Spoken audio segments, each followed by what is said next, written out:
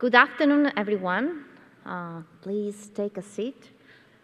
I know someone will join, but let's make the most of this exciting time together. We are at the end of the first conference after quite a long time, and what a great one. We are very grateful for the local organizer to have this opportunity, and what a better way to end up than an Oxford-style debate on one of the topics that was the most addressed during the conference, actually. This conference was entitled Reshaping IB for Sustainable Development in a Post-Pandemic Era. My name is Valentina Marchi. I'm based at the University of Padova, and today I'm happy to lead you to this very interesting debate that takes at the core the question that you also see on the screen. Will multinationals make meaningful contribution to post-pandemic sustainable development? So many contributions during this EIBA conference was taking at the core the sustainable development or some specific goals of it, and to what extent it is possible for different actors to drive to better society. So now we want to focus on the role of MNEs, which is actually what we are used to study the most.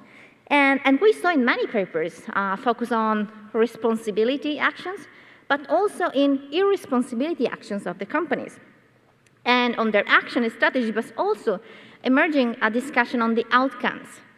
Will really things change after the strategies that firms implement? Do they have the willingness really to change things and improve the performance? So today we're going to have a very interesting discussion with two speakers in favor and two against. And given it is the very last moment of the conference of a very busy day, we have asked our speaker to be very provocative in their discussion and trying to push a little bit so to make it more interesting and also potentially more fun. So the first in favor of the positive role of multinationals to make a meaningful contribution to a post-pandemic era will be Jonathan Doe. I don't think any of our speakers will need to be presented, so I will be very fast on this just to leave space for discussion. Then we'll have against Elisa coming and trying to convince us of a very different view. And then Sarianna will join us. Unfortunately, she was not able to be here in person, but we have Sarianna connected via Zoom. Hi, Sarianna. She was able to connect before. Hopefully, yes. Okay, now I see her. And Alvaro is going to end up trying again to take us in the against position of this discussion. But before we ask our speaker to convince us, let's see what we do think about this issue. So what I'm asking you to do now is to use your mobile phone. We were all used to do this in our classes, I guess. We also know this platform. You can see the link on the top, or you should also be able to take a picture of the QR code. The link is www.booklab.com/EIBA 2021. And so that's booklab, that's a P, maybe it's not well seen. And what I'm asking you to do is to give us your opinion. Are you in favor or against? Do you believe that multinationals can make meaningful contribution to drive the society toward a sustainable development, to use this opportunity of COVID-19 to move for the better, so to move to a better situation? Or are you against this? Do you think they are not willing to or not able to? So let us know what your views is. I will try to see it right away, what your votes are. And so let's keep voting. We will see the percentages going on and see what you think about those issues. And we're going to ask you again afterwards.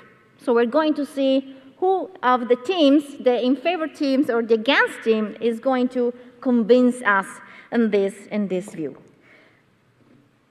So just giving you the last second if you want to vote.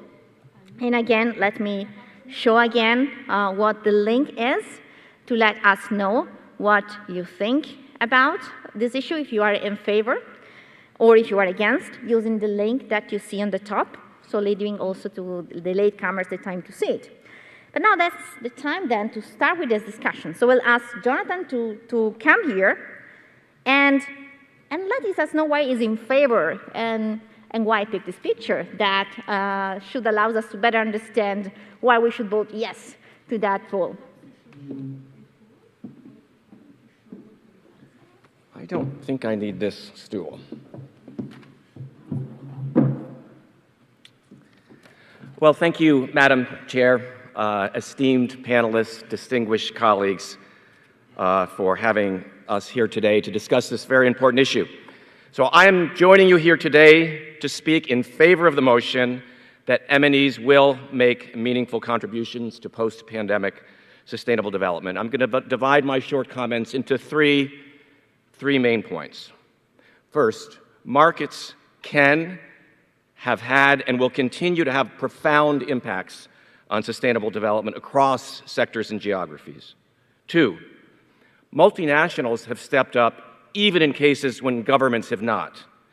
And three, multinationals have and will continue to partner with governments and civil society to make a discernible impact on sustainable development. In these remarks, I'm going to touch on a couple of the UN SDGs, not all of them. For example, I won't discuss UN SDG number 1, no poverty, or number 2, zero hunger, because frankly, it would have been just too easy. We know from our colleagues that foreign direct investment does have positive impacts on those SDGs, but I've chosen a couple others to focus on instead. Number 12, responsible consumption and production. Number 13, climate action. And number 17, partnership for the goals. So first point, markets can and have had profound impacts on sustainable development, and I'm going to use the examples of responsible production and consumption. We've had a myriad of initiatives among multinationals, NGOs, and governments to help multinationals in their productive capacity to produce goods and services that are increasingly sustainable. Two examples. The Forest Stewardship Council, a path-breaking global initiative to certify forest products as being harvested and produced in a sustainable fashion. Over 20 years, more than 400 million acres of forest have been certified under the FSC. An analogous initiative, but here for fisheries and marine stewardship. The Marine Stewardship Council, again, a broad global initiative that is driving change among fishing and fisheries around the world. Over half the world's wild salmon, 58%, is now produced in a fashion that is MSC certified. 54% of tuna. This initiatives have now been extended to farmed seafood, which of course is where we draw much of our fish and shellfish from in the current environment.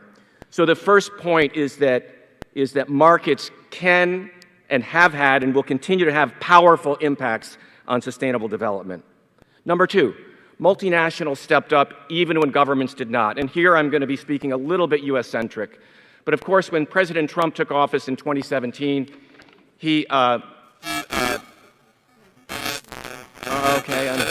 I'm showing my opponent's war chest here. Not a good practice.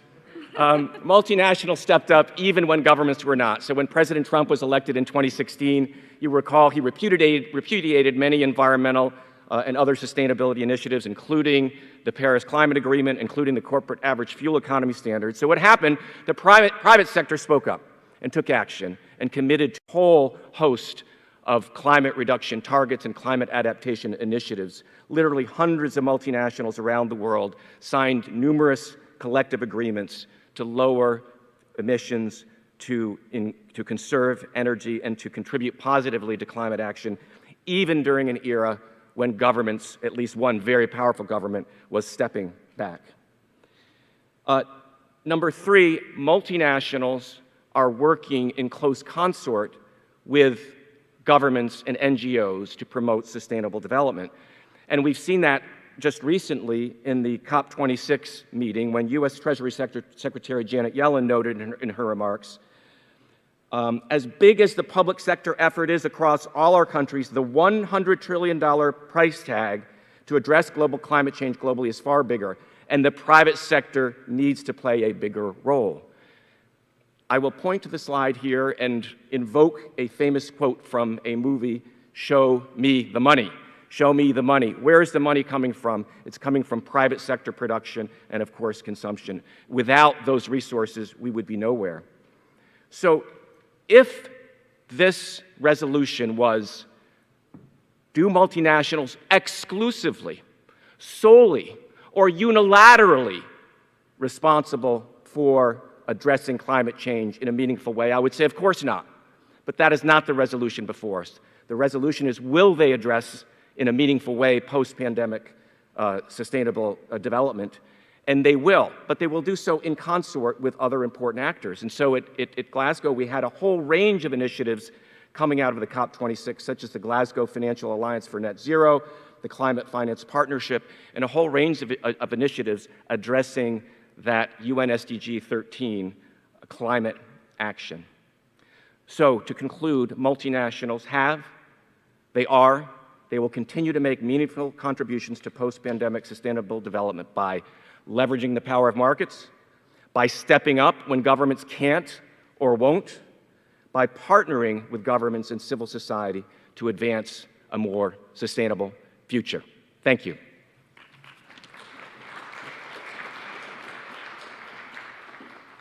What an energetic start.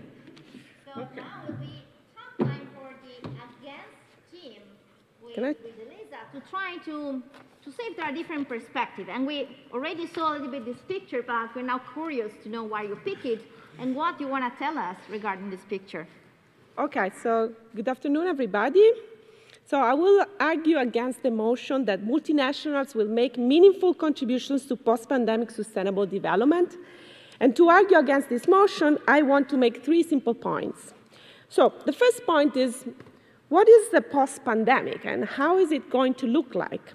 And the post-pandemic will most likely look like a perennial pandemic, because there are high chances that we will be entering an era of heightened uncertainty and risk, which is much more riskier than we are used to, especially in high-income economies.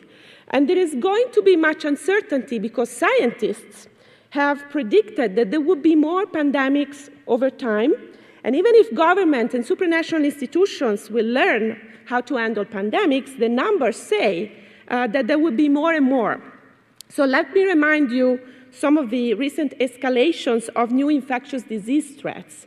SARS in 2003 and 4, H5N1 in 2005, H1N1 in 2009, MERS-CoV in 2012, Ebola in West Africa 2013, and 2018 in DRC, and Zika in 2015.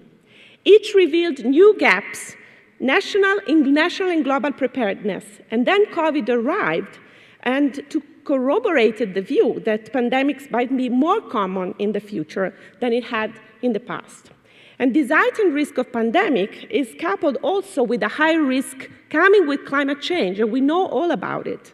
And actually, there is research showing how climate change is bringing to the fore the rise of new pathogens. So even climate change is exacerbating the prospects of having more pandemics.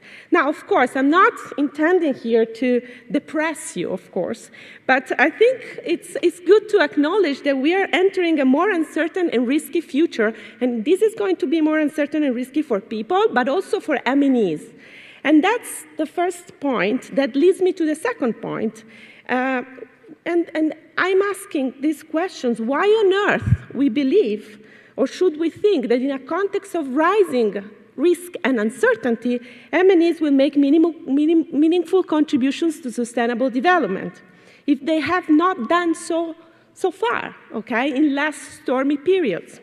And on this front, let me take a step back and dispel any doubt in the room that MNEs have been helping sustainable development goals and the achievement of sustainable development goals in the past. Just to be clear, I know some of you in the room might be convinced of that, but I'm trying to dispel this idea. And let's take one central theme in the sustainability debate, which is inequality, which is goal 10 of the SDG 2030 agenda. We know from the work of political scientists, sociologists, anthropologists, and also now, more recently, from the acknowledgement of renowned economists like Nobel laureate Joe Stiglitz or even Danny Roderick, that the benefits of globalizations have not been evenly distributed. And I quote Roderick here, 2018, Straight Talk on Trade, when he says, growing volumes of trade with countries at different levels of development and with highly dissimilar institutional arrangements exacerbated inequality and economic insecurity at home. But guess who orchestrated the growing volumes of trade? Not governments, but companies, typically large MNEs through their so-called value chains, global value chains. And global value chains look like a good idea to many of us, right? But we know also that workers down the value chains in low-income countries have been increasingly subject to exploitation-like working conditions, while at the same time, this organization of production has exerted growing pressures on higher income countries where wages have gone down together with social protection and safety at work. So through this very and highly efficient system, which we all study about, lead firms in GVCs have become big capital owners and have concentrated both political and economic power. And as the work of David Daughters and colleagues and Piketty and Associates suggests, economic concentration of income and wealth is higher for owners of capital, not for laborers. And for this reason, we have experienced high concentration of wealth in the hands of a few since the 1980s when globalization started. So let's accept, therefore, that this is the way capitalism and its institutions are currently structured, okay? So this is a structural feature of capitalism, and no matter how many donations and how many good sustainability practices MNEs are going to put on the table, the whole system is now structured in this way to be a sort of factory of growing within country inequality, which we have to consider as a key structural characteristics. And there is one book by Katarina Pistor where she clearly identifies how also the legal system has basically shaped and designed this system in a way that is very much going to last like it is. So the third point here is, why would a post-pandemic scenario characterized by heightened risk and uncertainty change these very much structural characteristics of the organization of production and economic generation and distribution that we have now? And I argue that it won't.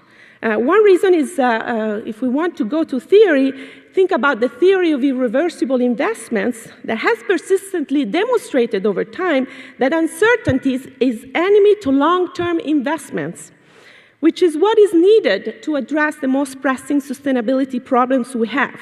Uncertainty triggers short-term orientation in firms, and short-term is not good for long-term planning of our societies. Hence, I conclude that MNEs won't be the solution. Governments and supranational institutions can be the solution, but they need to have the courage to enforce radically different policies, to reorganize capitalism and changing some of these basic pillars in order to give and to get to a better society. So I hope that I've convinced you that MNEs are not game changers here in this game and that you can vote against the motion. Thank you.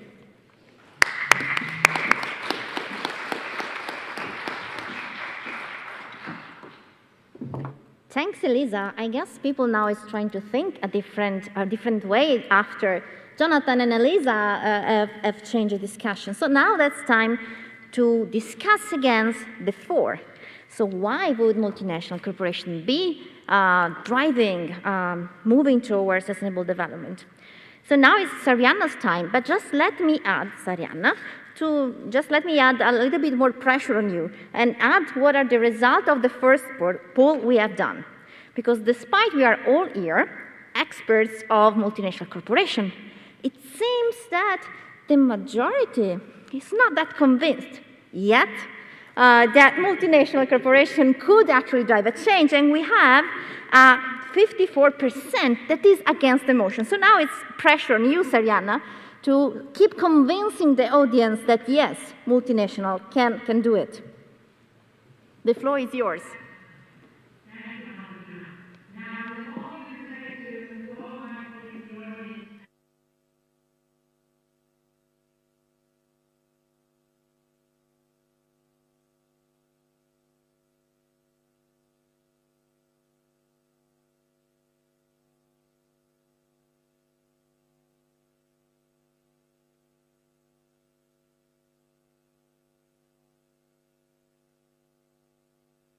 Are so substantial that if you remove multinationals from the equation, we will not get the outcomes that we want. So let me move the discussion a little bit into the realm of business-to-business activity, particularly infrastructure-related activity. Here is where we are not talking about vague commitments. We are not talking about glossy reports. We are not talking about things that may happen one day in the future. We are talking about concrete projects that can be seen, that can be that actually affect the environment that we live in. The picture that I have chosen is from a company. It's a company that is taking part in reshaping this future, reshaping the infrastructure that we use, particularly in the energy sector. It is only one company. This is a company that's occupies itself in the energy sector, building plants, energy plants, as well as in the marine sector. But I could have chosen other firms. It wouldn't have to be this sector. But what I find interesting about this picture and why I think you should maybe reconsider your point is that when we ask ourselves, what is it that multinationals bring to the table? Then one of the key things has to be technological innovation and the ability to transfer knowledge across borders and the ability to engage in investment, even at a time of uncertainty, through experimentation, through some kind of real options, but to engage in investment.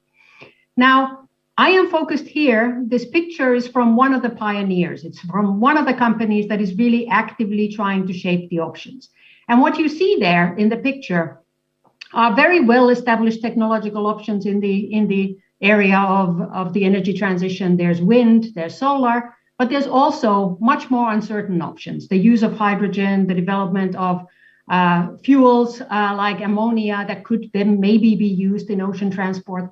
They are active in all these sectors. And it is by no means certain that this will pay off. It is by no means certain that 10 years from now, this will be a meaningful part of their business. But they are taking these steps because it's an organic direction of growth for the business from the origins that they come from.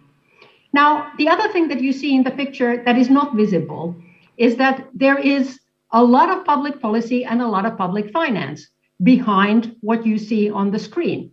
But all of that public finance, about $1 trillion in the green investment program of the EU, a third of all of the money that is reserved for the green transition globally, is not going to build wind parks, is not going to build solar parks on its own. It's certainly not going to develop hydrogen into a viable option for the heavier industry uses.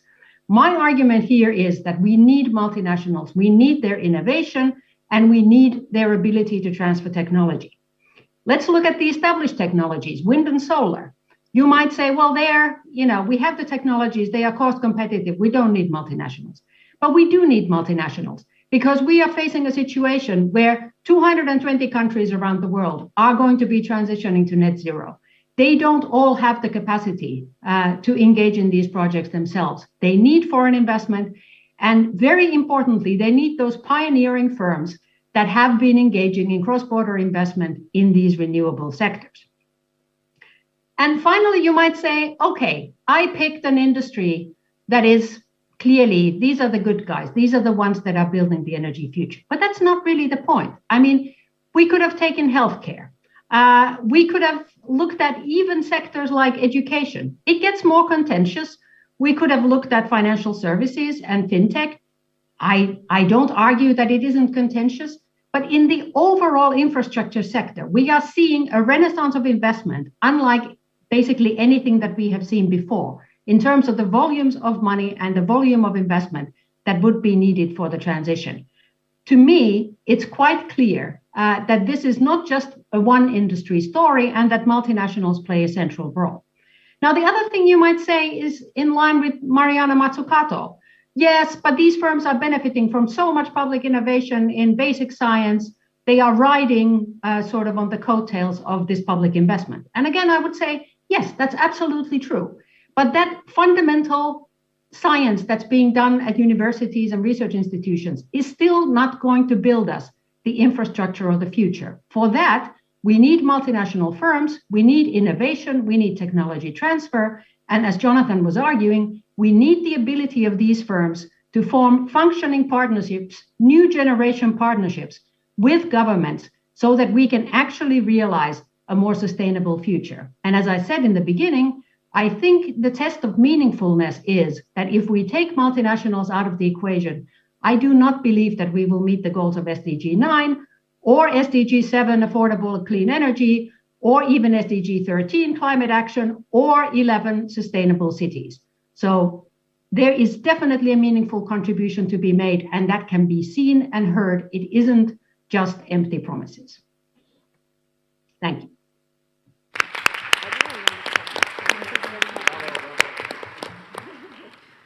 We are about to close the roundtable, but we're very interesting to know, and we're asked Alvaro to try to push back line, because I'm sure that Sarianna's presentation was a little bit changing up our mind. So what do you have to add to keep convincing the against team, against the motion of will sustainable development be driven by multinational? Can multinational do so?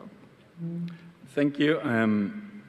I think that Elisa already convinced everybody that this is not the case, so all I'm going to do is reinforce this idea, and with the notion of value creation, value capture, and who is responsible for this. Standard strategic management. What is the role of a company or a multinational? To create value for consumers and capture some of it in the form of profits. That's it. The story of sustainability, public goods, the grand challenges, what is going to happen to the world, global warming, and all these things, that's really nice. But it is not the role of multinationals. Multinationals have shareholders. What do shareholders want? Show me the money.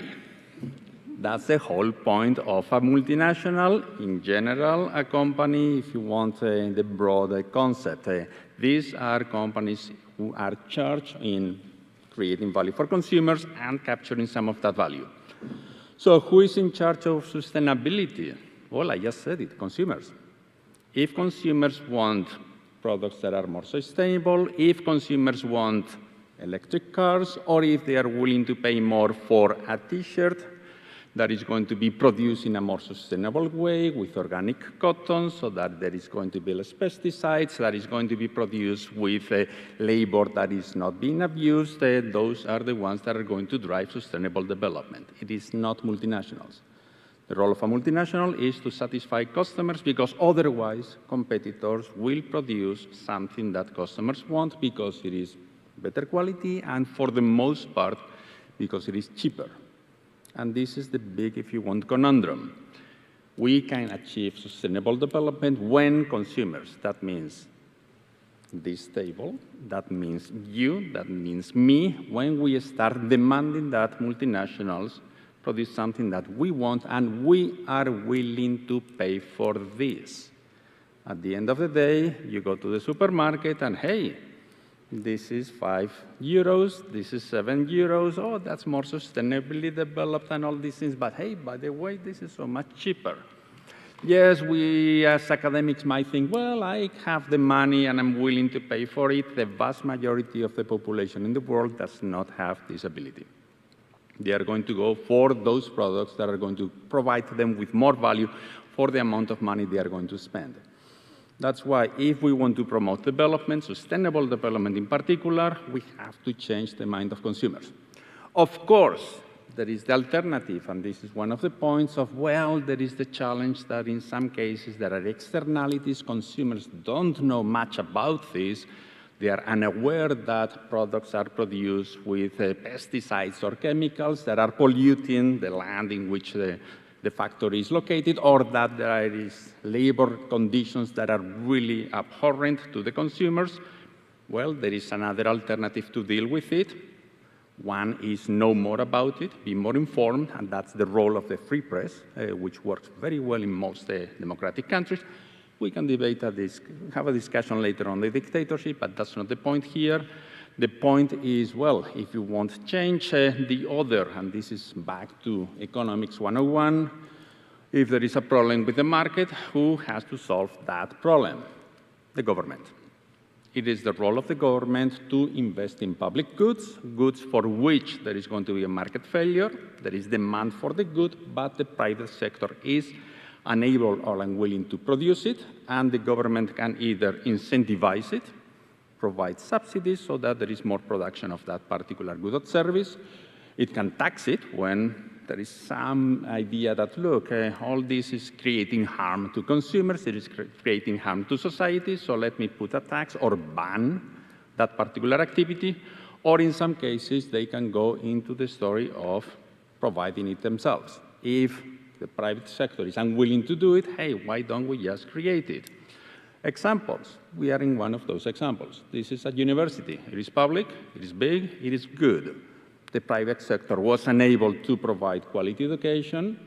Sorry, the private sector was unable, the public sector stepped in. So it is the government, the other, if you want, big driver of sustainable development, by reflecting what society wants and basically providing the regulations, the incentives, or in some cases, provision of those goods that society in general, consumers in general think are better.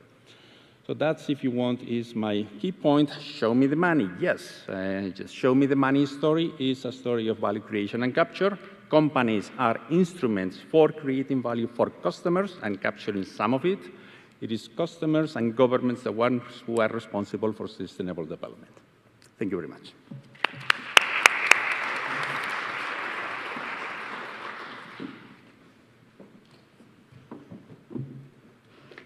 Very interesting and complementary story reported by our speakers. Examples of great companies in different sectors that can complement states and NGOs and customers' actions on the force side, and market failure and trading off stories, and the willingness, the lack of willingness story on the against about this issue. But I think there is much more we could say about this issue, and I'm sure the speakers, but also everyone in the room, may want to contribute to this. So as I will now ask all our speakers, starting with Sarianna, to rebut and to try to take on the points discussed by the other team and trying to see if they can change it in their favor, let me also ask each of you, if you want to go back to the same link we shared before where we ask you to vote, to add if you have any question or any point. After this second round, every one of you could have the chance to pose question, and you could do also lively, but maybe we could use this opportunity to gather more questions to try to challenge again our speaker. But let me give now the floor to Sarianna to try very shortly to pick one or 2 points of the against team to try to rebut it. The floor is yours, Sarianna. Thank you very much. So I will start with Alvaro's comments because they were the most recent, and then I will return to Elisa. Alvaro was arguing that if consumers if people in general want sustainable development, then they just simply need to demand it, and firms, multinationals are an instrument whereby this can then be realized. Now, that in itself is, I think, to some extent reinforcing our point, which is that you cannot take multinationals out of the equation. But I want to argue a slightly different point, which is that I was trying to bring the discussion more to the business-to-business side than the business-to-consumer. The business-to-consumer is a noisy interface. There are many ways in which both sides can be deceiving themselves. The consumers in the ways in which Alvaro already mentioned, and perhaps also the companies who do some nice projects and then fill their brochures with it. My argument on the industry and infrastructure side was that there's much less room for that kind of noisiness. It is clear when progress is being made. It is clear when standards are being improved. So I think when we look at the picture as a whole, I see much more potential for multinationals to make a meaningful contribution, even if in some sectors this can be a little bit problematic. I also don't find government intervention problematic, but then I think we need to kind of mirror this on both sides. So we have talked about governments intervening on the sort of interface that is facing firms through regulation and other things. I think we can also bring to the table government.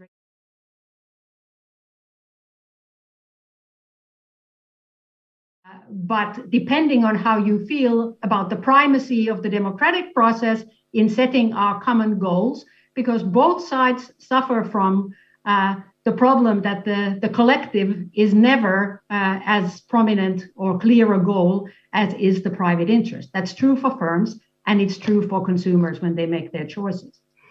To Elisa's points, I would really like to go back to the risk argument because she was painting a picture, and I think accurately, that the world is very risky at the moment, that it might get more risky. My argument would simply be to go back to the innovation argument and the idea that firms are actually experimental engines. So who better to deal with risk? I do not believe, and I would present you evidence to counter that firms under all circumstances shy away from investment at a time of risk.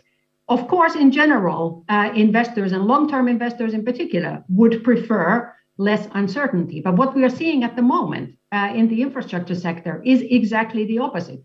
It is long-term investments that are being made with extreme technological uncertainty about which technologies are going to be adopted. It isn't problem-free. It requires a lot of partnerships. It requires a lot of revealing of private information from the firms.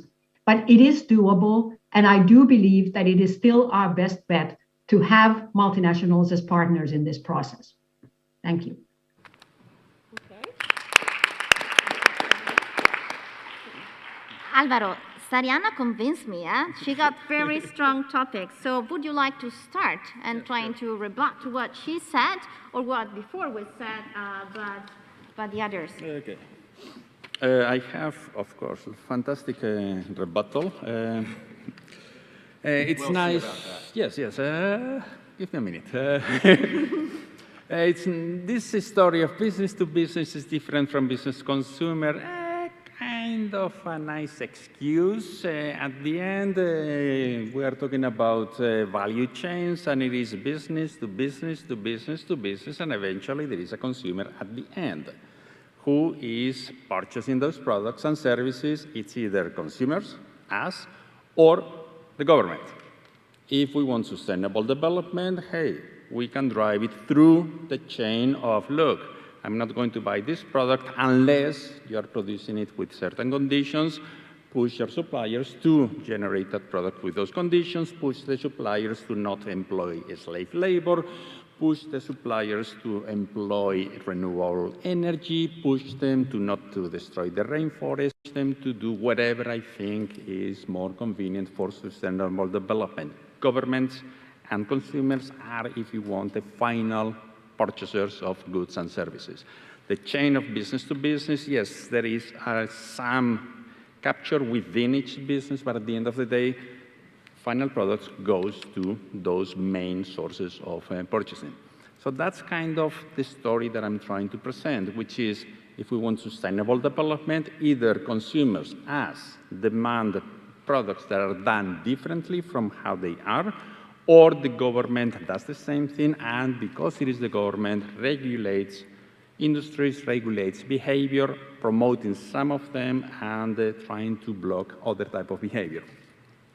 Then there's, of course, the story of the Sustainable Development Goals. Beautiful story. The United Nations came, oh, by 2020, we're going to be so nice. We're going to make all these accomplishments. We have 17 goals.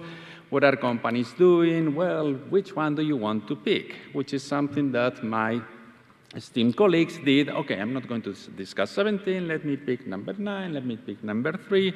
Which color do you like? Oh, do you like the one that goes good with the red? Oh, I'll pick that color because it's nice to put it in my website. That's what is happening with the SDGs. There is a lot of rainbow washing. We knew the term greenwashing, in which companies were embracing sustainability because they were reacting to consumers, and yes, they produced really nice sustainability reports. Thick brochures, pretty pictures, lots of green everywhere, lots of very smiley, happy people in emerging economies. The behavior didn't really change that much. Then we got into the UN compact, and then it was the blue washing. Oh, I want to have the UN logo, so let me just do something that goes along those principles.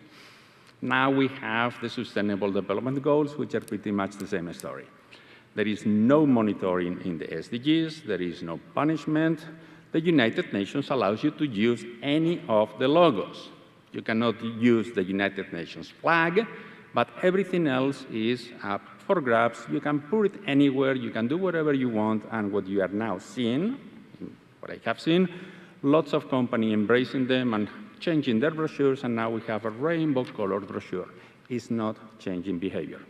The only way to change behavior is us, consumers, demanding that companies behave differently. It is not a story of how they are going to do it because they think it is nice and how the SDGs are going to change anything.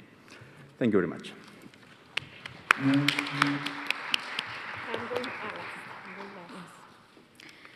So Sarianna's point was to show that firms has much more agency that you were suggesting, and they may have capabilities and resources to innovate greatly. But then you were going back to the point that finally what happens if all of this goes against their money-making idea, and also you take out of the hat the greenwashing approach that never came out yet, that indeed, Jonathan, might be difficult to tackle. How would you rebut to this discussion? Easily.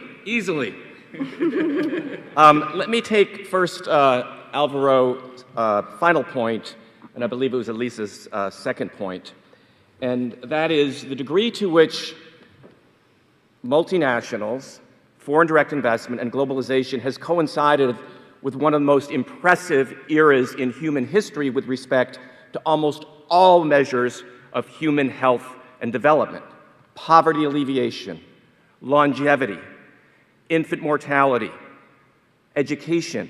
All of these measures have increased dramatically under the goals prior to the UN SDGs, the Millennium Development Goals. Look it up. Look it up. It has been one of the most successful eras in human history for addressing nearly every measure or reflection of human and societal development. But Alvaro accused those on the pro side of cherry picking. Elisa chose the one human development measure, inequality, that hasn't improved. So it is the case that as China took 600 million people out of poverty in a very short period of time, that the spoils were not as evenly distributed as we might like. I concede that point. But would we prefer that all of those other measures of human development not improve in exchange for having us all poor? So we're all equal. We're all equally poor. I don't think so. Elisa's first comment about pandemics.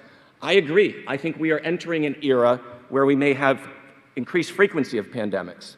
Who do we need and who do we rely on to help us get out of them?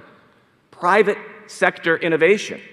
And more broadly, we're not going to get anywhere in sustainable development if we don't have continued innovations in a whole host of areas, from energy to water to housing, you name it. We must absolutely have private sector innovation to work our way through those UN SDGs.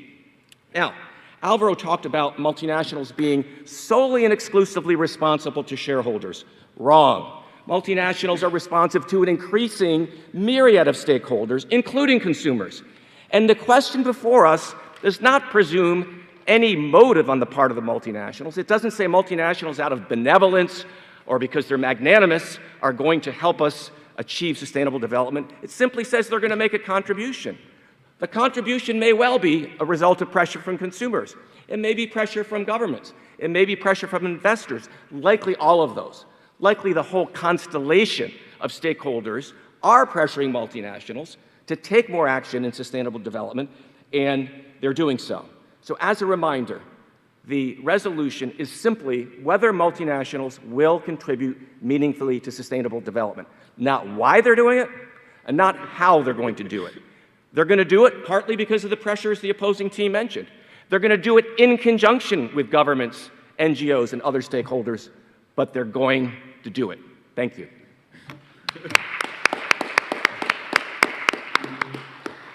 Jonathan, I put also you as President of the United States. we are learning about your political skills. So, Elisa, you are the last one to close. What are you going to add to this very interesting and also very lively discussion? So to Sarianna, I think MNEs are very good at drawing nice pictures. This is something you clearly showed us. And when we think about energy transition, this is something you talked about with reference to the energy companies. I mean, I wonder whether you have taken into account that the energy transition is happening thanks to minerals, which have been extracted in places in conditions of exploitation and also exploitation of child labor. And this is well documented, and it has been consistent over time. So I was wondering whether you think that the transition is going to happen with a new model, or it's going to be the same as usual. Because if it's the same as usual, I don't see any much improvement in terms of sustainability. The other thing that Jonathan mentioned, and the fact that you had Trump doesn't mean that we need to have then McDonald's do the job. I think you need to replace Trump, as you did, rightly, with someone else who will do the job of addressing sustainability issues.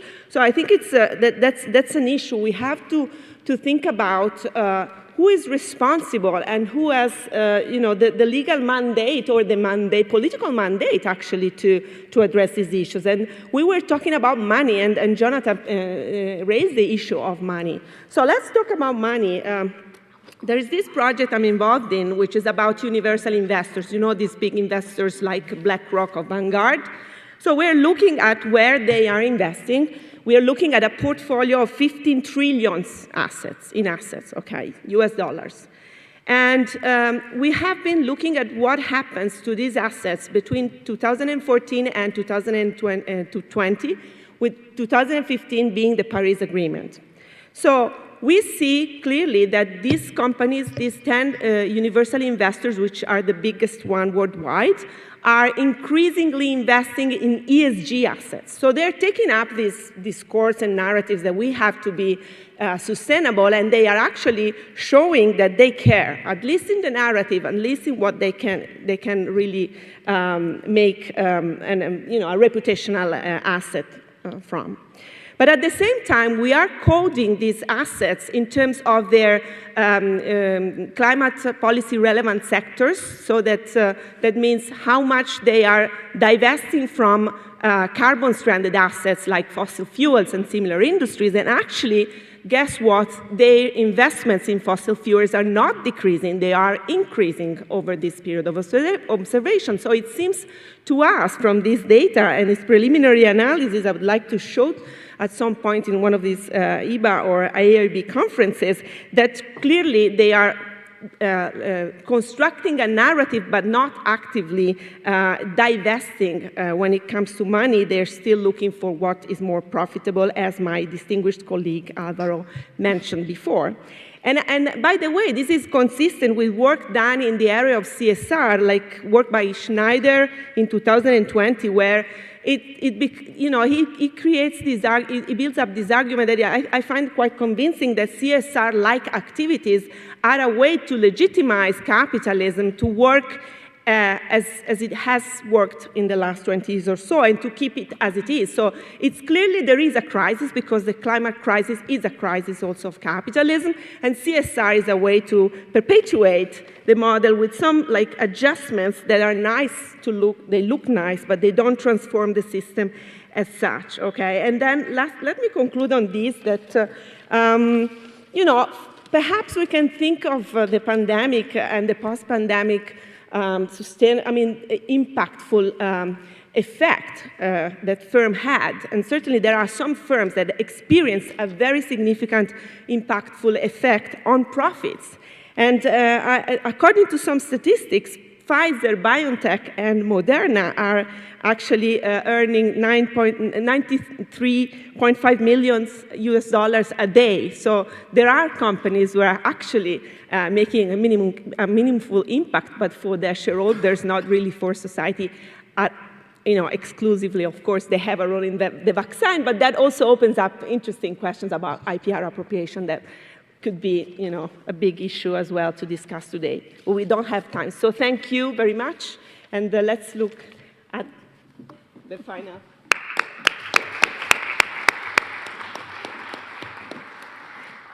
Wow, what a round of positions and rebuttals. But there is one more thing. So there is still one new element to add, because you don't know, but you have some friends in the room that is trying to support each and the other team. And we collected dozens of really interesting questions. So now what I would like to do, in the sake of time, but also in the sake of interest, so I will collect the question 4 that I will ask to the against team and to the for team. And I will first then ask Alvaro to reply, and then I will ask Sarianna for the for, and then Elisa and Jonathan. So we also changed a little bit the order. So interesting question for you, Elisa, came out from your discussion. You said that multinationals don't want to, but under what condition and circumstances will they be able to do so? Is there any chance that actually M&Es may make money in the future without being sustainable, if they're not taking sustainability? Given the increasing laws and demands, will still they make money without being sustainable? Sorry, I need to go through all the many questions. And is it possible that, if not M&E, smaller companies or medium-sized internationalized companies could be better able to be contributing to a sustainable development? They're more family-driven, maybe they're less connected with the local context, they may be more motivated. Is there possibility, at least for that, to be in the room? And so that would be the questions that I will ask our against team to challenge you a little bit. But there was also some challenging question for people that are supporters of the against team that I would like to ask to the for motion team. And basically, the first one is start by elephant in the room. Elephant in the room. For more sustainable future, shall we have less international business at all? Unless until we are not going to have a greener type of transport. And then also question, challenging you to, how do you define meaningful? When are you satisfied with about what M&Es are contributing for? When can we say that they really achieve results? And then other interesting questions like, yes, but aren't we disregarding that actually the contribution really depends also on specificity of the industry, on the sector, and so that's also something that really can't that well managed. Yeah, I think I will stop here for now, but there are many more other coming. Also, for example, discussing about the role of consumers to make more informed choice if they really are able to and how to go for. And also how to reconcile different aspects of positive contribution to the environment, but maybe evading taxes. So that's another question I would ask to the for team to consider what to do if firms are indeed doing something good, but also something bad. A lot of very interesting questions, and I'm not asking you to take all of them, but maybe starting with Alvaro, you want to pick one or two, and then I will leave the floor to Sarianna to pick those that were for the against, and then we are going to ask our participants to vote again, and we will see to what extent you have been convincing. Thank you. From here. I'll take the second question that you noticed was mostly for me. Can multinationals make money if they are not sustainable? The answer is yes. There are lots of companies which are producing goods that we think are polluting and that we need. Oil companies are still operating. They will continue operating unless we go into a full transition on sustainable energy. Even then, we are going to see companies that are doing products or creating products or services which we don't think are that sustainable. It is us consumers demanding change. It is us buying an electric car rather than a big SUV. Oh, the SUV looks so much better. I can have this so much more space. Why don't you buy a nice little car? And I'm not talking about a Tesla. I'm talking about a Nissan Leaf, for example. A small, compact electric. No, I'm willing to buy a much bigger car. It gives me a status. Why are there some changes? Well, there are some incentives, and this is regulation. We are in Madrid. Why is it that all of a sudden there is a push for buying electric or hybrid cars? Because the government of the city has decided that if you want to come into the center of the city, you cannot come in with your car if it is polluting more than a certain amount of CO2, which means that for a lot of people, there has been a regulatory incentive to try to buy those products. It is us driving those behaviors, and companies will continue producing what we think is better for us. If we want cheaper food, if we want cheaper textiles, if we want something that is not as sustainable, companies will be there and they will be making money. Because remember, there is this story of efficiency. Companies that are more efficient are the ones that are more profitable. And the push for efficiency comes in many cases at the expense of the environment, in some cases at the expense of labor, but it is up to us to demand we want products that are going to be more sustainable for the environment. We want products that are going to be more produced with better labor standards. If we want that, there is going to be a premium paid for that, and companies will basically make that money. The story is consumers or the government are going to be driving sustainability, and companies are going to be making money either way. Thank you. What about Sarianna's responses to some of these very, very interesting questions? Some are really keep coming and talking about, for example, discussion about meat shapes of how we can drive a positive change. So there was a lot of questions that I'm curious to hear, Sarianna, which one you will pick and how you will go for that. Mm-hmm. Thank you. So if I can, I would pick two because they are linked in my mind. So I think the second question was, how do we define meaningful? Where do we know when we are there? When is good enough good enough? And then what I put as number 4, which is how do we deal with firms that are good and bad at the same time? You mentioned some examples, firms that may be very aggressive in their tax planning, but then are on the other hand doing good things environmentally or something like that. I would even go back to Elisa's earlier comment about battery technologies requiring a lot of minerals, which are mined under conditions that are not right. My answer to that would be that I would go back to what Jonathan said earlier and in all simplicity say motivation doesn't matter. What matters are outcomes. And I think if we focus on outcomes and we forget about virtue signaling in all its forms, then I think that meaningful change can be seen in real life, investment projects, in process improvements, all kinds of metrics that are reasonably difficult to falsify.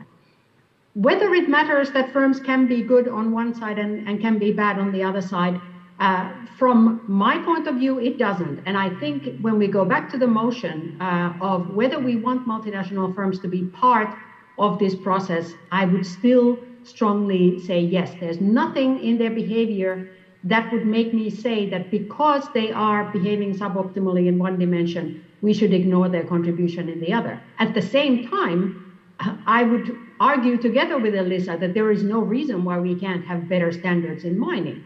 This goes back to what Alvaro was saying, there needs to be a demand, there needs to be enough push on the firms, but like Jonathan said, when firms are pushed, they comply. I don't find that this really casts a stain on the energy industry as such.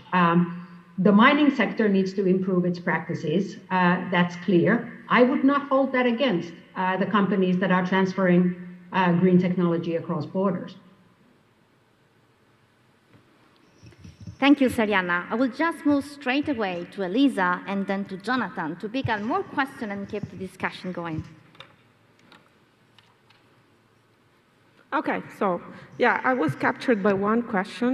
I think I understood it. Can a company afford to make money without being sustainable? That's a good question, but so my view here is that it's a question of time. Okay, if the loss of value for a company of not being sustainable, whatever it means, is lower than the lifetime of the planet, then the question becomes trivial. And so I think we have to think in a different way about these issues. And I think we have to debunk one unitary truth, which is that companies cannot afford, especially large ones, to be more responsible towards society and the environment. I think we have both in this, believed in these assumptions for too long, and that's not true. I would say, quoting some of the work by Gabriel Zuckman and colleagues about how much of the corporate profits end up in tax havens, that suggests that there is a lot of money floating around that could be used to make a better world, and that in that case, companies could make a difference, okay? But they haven't so far. So I was wondering what my colleagues, for the other motion, would think, the pandemic would not change that unless there are rules and there are international agreements for making this money go back from tax havens and into the production function to build a more responsible value chain. And that means investment. You have to raise wages, you have to ensure better safety at work, you have to have plants that contaminate less. That means investment. So you have to siphon off the resources where they get abnormally accumulated by wrong corporate governance decisions back to the value chain, and then you will find something working. But then, to do so, we need governments and supranational institutions to impose on companies, because it's clear that companies don't do that. They have demonstrated they don't. So that's it. Thanks, Elisa. Jonathan, to close the round, and then the opportunity to vote. Thank you. I'll address my first brief comments to the question about the elephant in the room. And the short answer is I don't personally know, I'm not sure anybody in this room knows for sure whether there will or will not be less multinational business activity post-pandemic than there was pre-pandemic. But if there is less, it's bad news for sustainable development. Because as I remarked in my earlier comments, the vast and impressive accomplishments in human health and well-being have coincided with the big era of global business, globalization, and foreign direct investment. And we're already seeing some of the negative consequences for the developing world from the limitations and constraints in markets and integration that have resulted from the pandemic. So if it is the case that we see less multinational business post-pandemic, it's bad news for sustainable development. Finally, let me return to a point I made earlier that I was reminded by my esteemed colleague to my left, and that is to agree with the motion that multinationals will make a meaningful contribution to sustainable development is not to suggest that governments are irrelevant, or that international governmental organizations are irrelevant, or that consumers are irrelevant. It's simply saying that multinationals have a role to play. And I would be the first to say that governments have to be significant and substantial traffic cops, regulators, intermediaries, you name it. However, governments fail too. We have a panelist on the panel here today who is an expert on corruption. And one of the things he and others have found is that in corrupt societies, corrupt governments, governments don't work well at all. That's why the lion's share of international development assistance is no longer government to government, because there are too many governments that are unable or willing to do their job.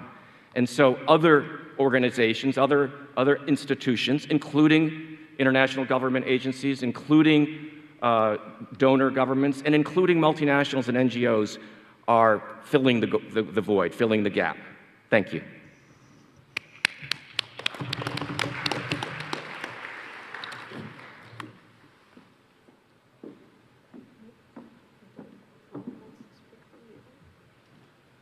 Very few minutes left, but I guess everyone is curious to know what your vote would be. So if you go again to the same link, www.booklab.com/EIBA 2021, let us know what you think. What is your view? Multinational will make meaningful contribution to post-pandemic sustainable development. Do you agree or do you disagree?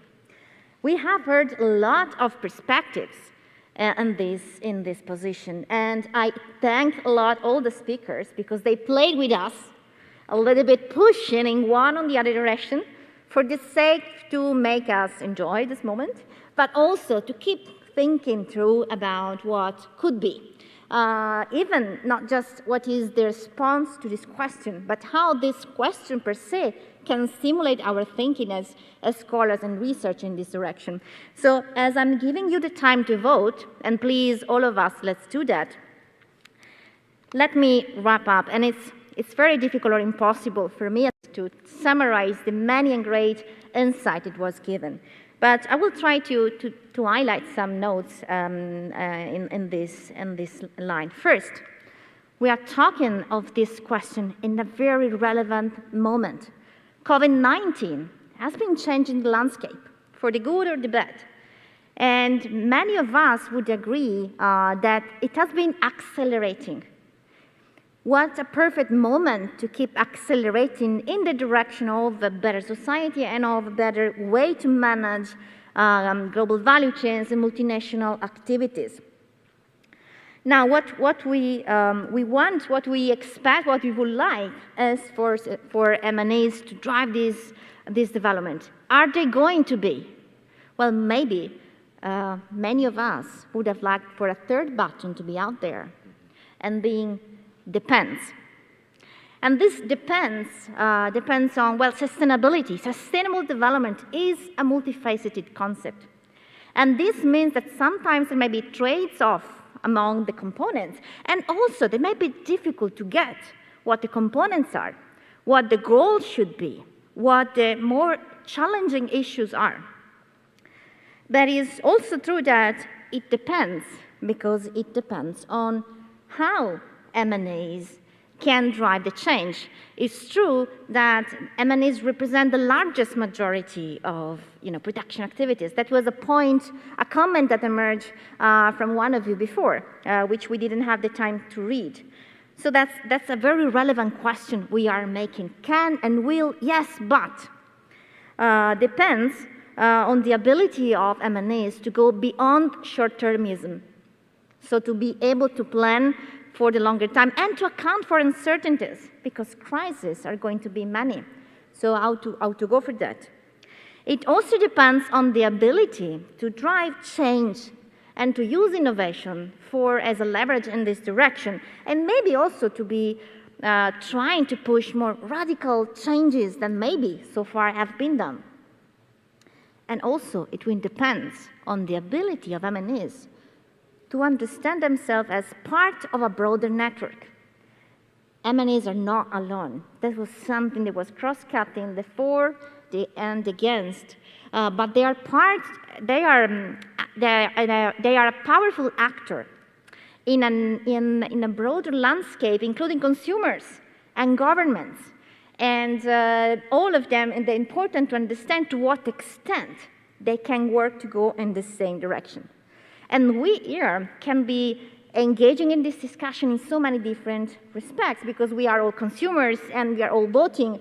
We are all maybe consulting or giving suggestions via what we are writing to to multinational corporations. But also, we can be actor for the change. And I guess what I'm taking home of this very interesting discussion is also what are those aspects? How could I reflect those aspects in the way I'm doing my research? How should those questions challenge the way we are going research? And I think, well, it's great upfront to say, as a sustainability scholar, I'm feeling more sustainability than I be, but actually, I have to say it's really great how many of us are studying these issues in different perspectives, looking at more on the human rights or more environmental issues, looking from the M&E's perspective, from the small firm perspective, from the government perspective. But it's very great to see that many of us are putting our great energies in understanding those directions. But let me add maybe 4 points on how we could do for that to take the most of this direction before we go to give the answer to the poll, because that's what we're interested about. First, COVID is changing everything, and we are pressured to change very fast. We shall also ourselves try to be the most radical and innovative, and even try to risk interdisciplinarity, to try to risk uncomfortable research questions, and really trying to go and look research questions that are meaningful, on which we can provide a meaningful contribution, the same we would like M&Es to provide. Not just research questions that fits very well within our own path, but what are the questions that really need to be addressed for all the system to go in that direction? And what are the dark sides that we may need to uncover? What are the aspects we have never gone and studied? Also because maybe difficult to collect the data or to get in that context, but what are the black box that we need to address to understand what are the circumstances that make M&E's willingness to, able to, capable of? And also, what are the resources and the elements that are needed to? I think one of the elements cross-cutting was this, I said it before, M&Es cannot go alone. So how could we include that systemic picture into our 10,000-word journal articles? And finally, this is an aspect I'm really keen about. Especially, we want to talk about meaningful contribution. So why don't we also start studying more and more outcomes and not just practices? What are really the results of what companies do, not just what actions they do? Because it's true that sometimes they are willing, but they're not doing something that goes in the right direction. Basically because what the right direction is has never been measured and captured. Very important and challenging aspect for us too as researchers, but maybe we can also take COVID-19 as a disruptive event to keep pushing more and more this agenda. Yeah, thanks.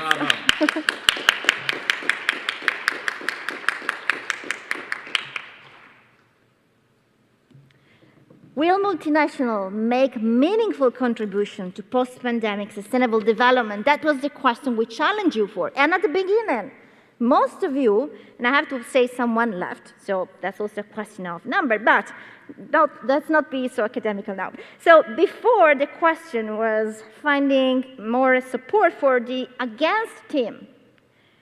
After this nice discussion, I'm happy to report that the for team actually won, and we have now a 63% of agree. So with these results, let us give again a big roll of applause to our speakers.